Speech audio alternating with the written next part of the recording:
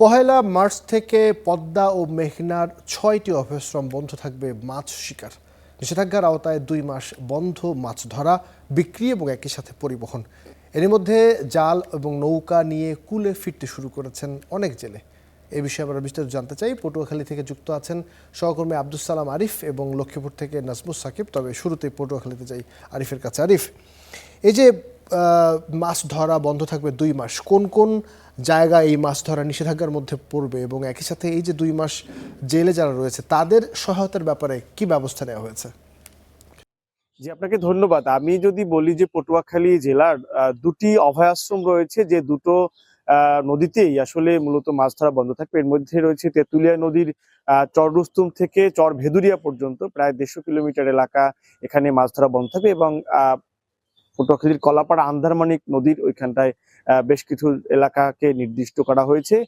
যদি বলি যে এই সময় কিন্তু ইলিশ সহ সকল ধরনের মাছ ধরা বন্ধ থাকবে, কারণ এখানে অভয়াশ্রম হিসেবে যেটি মৎস্য বিভাগ বলছে যে এখানে মাছ যেমন বৃদ্ধি হবে, মাছ প্রজনন করবে, ডিম ছাড়বে, সব মিলিয়ে যদি এই ২ মাস এখানে মাছ ধরা বন্ধ রাখা যায় তবে ইলিশ সহ অন্যান্য মাছের উৎপাদন বেশ বৃদ্ধি পাবে। একটি বিষয় হচ্ছে যে এখন যেহেতু জাটকা সংরক্ষণ কর্মসূচি চলছে, কৃষি মৎস্য বিভাগ বলছে যে এর আওতায় কিন্তু এই যে এলাকার জেলেদের তাদের প্রতি মাসে ৪০ কেজি করে বিশেষ ভিজিএফ এর মাধ্যমে তাদেরকে চাল বিতরণ করা হবে। তবে জেলেদের পক্ষ থেকে একটি দাবি করা হচ্ছে, সেটা হচ্ছে যেহেতু এখন মাছ ধরা বন্ধ থাকবে, একেবারেই মাছ ধরতে পারবেন না, তাদের দৈনন্দিন আয়টি বন্ধ থাকবে, সেই ক্ষেত্রে ঋণের যে কিস্তি বিভিন্ন এনজিও যে কিস্তির বিষয়টি থাকে সেটি যেন এই ২ মাস বন্ধ রাখা হয়, এমন দাবি কিন্তু জেলেরা করছেন।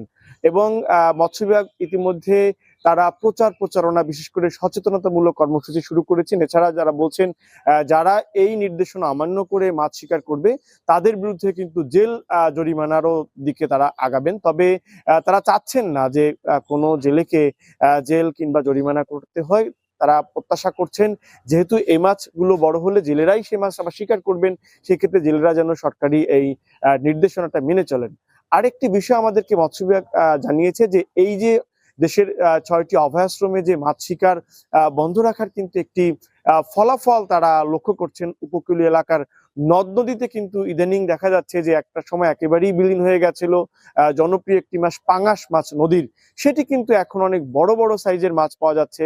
এছাড়া ডুবোচরের কারণে কিছু সংকট তৈরি হলেও কিন্তু নদীগুলোতে কিন্তু অনেক ধরনের মাছের উৎপাদন কিন্তু বাড়ছে। তারা বলছেন শুধু ইলিশ না, অন্যান্য যে প্রজাতির মাছগুলো রয়েছে সাগর মোহনা থেকে এই সব নদীতে, মিঠা পানিতে যেসব মাছ প্রবেশ করে, তারাও যেন নিরাপদে নির্বিঘ্নে বড় হতে পারে এবং মাছের উৎপাদন বৃদ্ধি পায়, সেই ক্ষেত্রে তারা কিন্তু বড় একটি ভূমিকা রাখে বলে তারা জানিয়েছেন।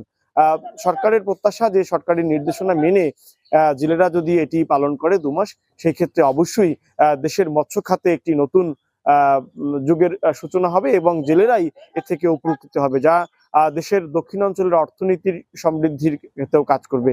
জেলেরা কিন্তু একটি দাবি করছেন যে বিভিন্ন সময় বলছেন যে অসাধু জেলেরা যারা আসলে নিয়মিত মাছ শিকার করেন না, তারা দেখা যায় যে কিন্তু যে এই সময় যেহেতু মাছ ধরা বন্ধ থাকে সেই ক্ষেত্রে তারা কিন্তু মাছ ধরার চেষ্টা করে।